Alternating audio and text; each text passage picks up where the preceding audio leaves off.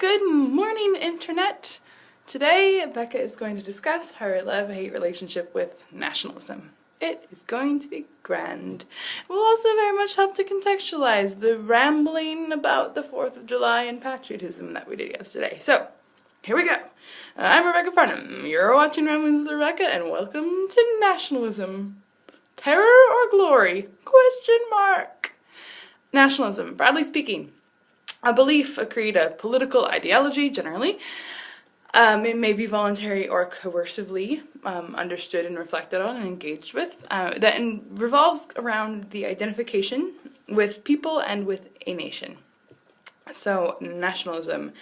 An American nationalist would identify strongly with other Americans and would see the American state as a grand thing and really identify as an American as part of their primary identity. So that's nationalism. Very, very broadly, of course, it comes to play in a lot of different ways. People may or may not be militant about it, all those kinds of things. We often use the term to describe like specific parties or groups, particularly around state-based conflicts, so like the Nationalist Party, versus the unity parties and other blah blah blah blah blah. Anyway, but nationalism basically just means, the belief that you are part of a nation and identify with a certain group of people because of certain national characteristics. Those may be cultural, ethnic, language, system of government, those kind of things. There is a debate, isn't there always?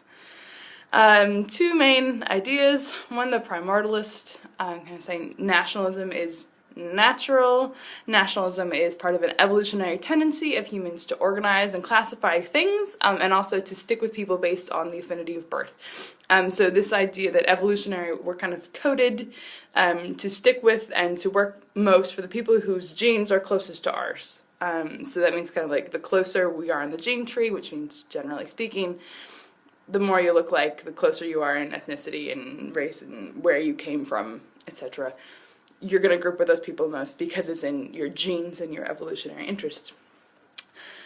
The counter argument is this modernist argument that says nationalism actually is a reflection of very recent phenomena in society, and it reflects the current social order. So we currently live in an era of nation states. We know historically and anthropologically that was not always the case. Humans have not always been organized into nation states. The current global order is a fairly new one in human history and very, very new in Earth's history.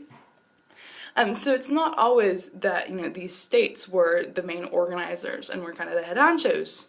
There used to be much less organization or different kinds of organizations. At one point, regions had a lot more, empires, yada, yada, yada. So the nation state is pretty new. The modernist stance on nationalism would say nationalism too, as like the primary way of identification and grouping, is pretty new. Where do I stand? In both, of course. I think there's a little bit to both arguments. Not one either of the extreme, but the truth is that, nation states is currently the world that we live in. But here's my big beef / question / concern. Nationalism. Why and how is it not just another ism?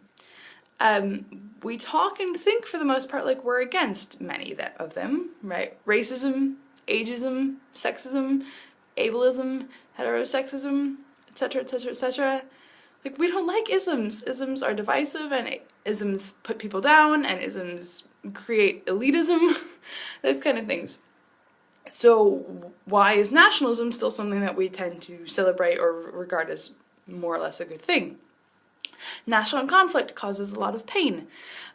For people who identify as a nation but currently don't have a nation state, that's a big issue in our world. I'm, thinking of conflicts around India, Pakistan, Israel, Palestine, China, Tibet, that kind of stuff. Huge, huge issues that are, causing all kinds of problems.